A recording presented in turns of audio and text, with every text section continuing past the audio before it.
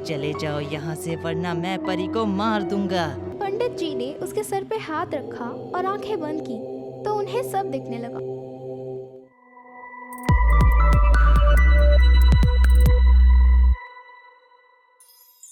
रनकपुर नाम का एक सुंदर शहर था और नवीन और उसकी पत्नी सीमा अपनी छोटी सी बेटी परी के साथ नए नए रनकपुर में शिफ्ट हुए थे।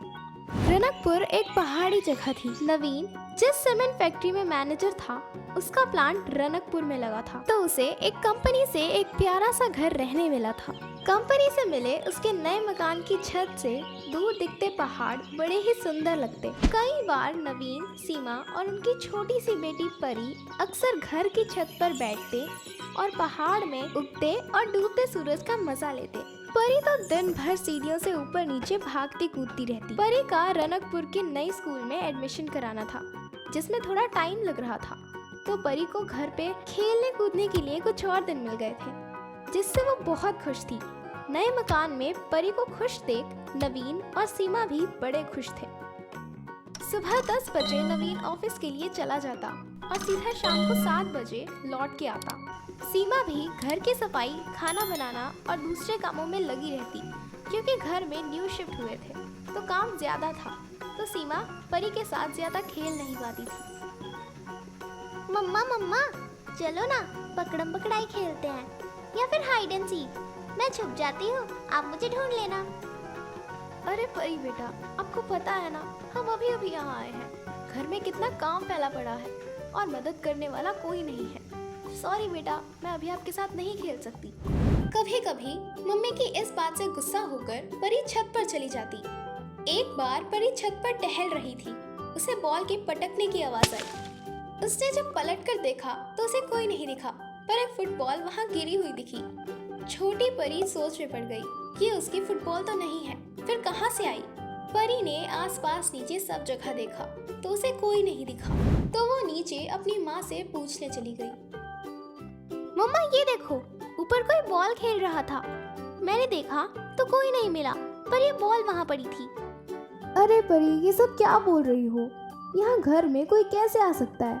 जरूर ये पुराने मकान में रहने वाले परिवार की छूट गई होगी। तुम भी ना पता नहीं क्या बातें बनाती रहती हो। परी को मम्मी के जवाब से कुछ खास संतुष्टि नहीं हुई। वो मन ही मन सोचने लगी, आवाज तो मैंने जरूर सुनी थी, कोई तो जरूर है ऊपर, पर कौन? इतने में सीमा की आवाज सुनाई दी उसे। परी बेटा, खाना रेडी है, आ जाओ खाना खा लेते हैं, पापा को आने में टाइम लगेगा। माँ के बुलाने पे परी खाना खाने चली गई। रात होते ही नवीन के आने पर तीनों बातें करते, मस्ती करते करते सो गए। परी दिन की बात भी भूल सी गई। दूसरे दिन पापा के जाने पे परी फिर ऊपर छत पे खेलने चली गई और नीचे झुक के दीवार से झांकने लगी। तभी एक खिलौने वाली कार चलते चलते उसके पैर से आ टकराई। परी ने चौक के नीचे देखा तो उसे एक कार दिखाई दी। अब उसे डर लगने लगा कि कल बॉल और आज ये कार। परी चिल्लाई, कौन है? कौन है यहाँ? ये किसका खिलौना है? तभी एक लड़का छत के दरवाजे के पीछे से निकला और बोला, ये मेरी कार है। परी बोली, तुम कौन हो और यहाँ कहाँ से आए? मेरा नाम अमित है, मैं यहीं पास में रहता हूँ। मुझे इस छत पर खेलना बहुत पसंद है। अमित भी परी की ही उम्र का था और दोनों में तुरंत दोस्ती हो गई। अमित आओ, मैं तुम्हें अपनी मम्मी से मिलवाती हूँ। नहीं परी, किसी को मेरे बारे में मत बताना, वरना कोई हमें साथ में खेलने भी नहीं देगा। मैं रोज तुम्हारे साथ यहाँ छत पे खेलने आऊँगा, पर परी तुम मेरे बारे में किसी को मत बताना। मैं रोज नए नए खिलौने लेकर आऊँगा। अब तो परी और अमित रोज छत पर खेलने लगे। अमित हमेशा परी को छत के किनारे की दीवारों से दूर रहने को कहता। ना नवीन और ना ही सीमा को इस बात के बारे में पता चला, पर 2-4 दिन बीतते ही परी अचानक बीमार पड़ गई और बुखार से उसका शरीर तपने लगा। नवीन और सीमा ने डॉक्टर को बुलाया। डॉक्टर ने आके परी को चेक करके एक इंजेक्शन और दवाई देकर बोला, इसे पूरा आराम की जरूरत है, याद रहे वो खेले कूदे नहीं। दवाई लेने के बाद भी परी ठीक नहीं हो पा रही थी। सीमा ने नवीन से कहा, मुझे तो कुछ समझ नहीं आ रहा, हमारी परी को अचानक क्या हो गया? क्यों ना एक बार हम पहाड़ी के नीचे वाले मंदिर पे इसे दर्शन करा लाएं। नवीन ने बोला। हाँ हाँ, क्यों नहीं। बाजू में लेटी परी यह सुन के चिल्ला के बोली, मुझे मंदिर नहीं जाना है, मम्मा को बुलाओ, मुझे मम्मा से मिलना है, मुझे उनसे सॉरी बोलना है। परी के मुंह से किसी लड़के की आवाज सुनकर नवीन और सीमा घबरा गए और बुरी तरह कांपने लगे। हिम्मत इकट्ठी करके नवीन बोला, बेटा परी, ये क्या बोल रही हो? ये हैं तो तुम्हारी मम्मी। परी फिर अजीब सी आवाज में बोली, मुझे अपनी माँ से मिलना है, चले जाओ यहाँ से वरना मैं परी को मार दूंगा।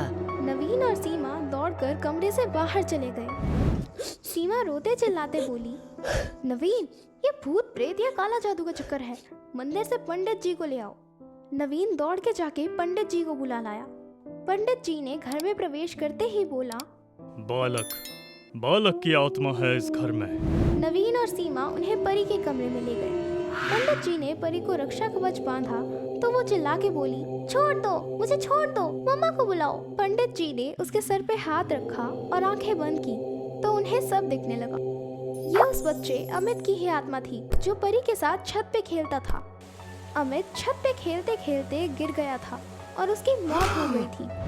जिस शाम उसके मम्मी पापा किसी काम से बाहर गए थे, वो अमित को बोल के गए थे कि आज आंटी की बात मानना और अकेले छत पर मत जाना, बारिश से छत गीली हो गई है। पर छोटा अमित शरारत के चक्कर में छत पर चला गया। वहाँ उसका पैर फिसला और वो सीधे नीचे जा गिरा और उसकी मौत हो गई। उसके मम्मी पापा ये हादसा बर्दाश्त ना कर पाए और वो कंपनी का ये मकान छोड़कर कहीं दूर चले गए। अमित मम्मी की याद में तड़प रहा था, इसीलिए इस घर में उसकी आत्मा घूम रही थी। पंडित जी के कहने पे सीमा और नवीन ने उसकी आत्मा की शांति के लिए हवन पूजा करवाई और फिर अमित की आत्मा वहाँ से चली गई। फिर कभी परी या किसी और को वो नहीं दिखी। पर इस घर से परेशान नवीन का परिवार भी इस मकान को खाली करके चला गया और कंपनी वालों ने हॉन्टेड हाउस मान के हमेशा के लिए बड़ा सा ताला लटका दिया।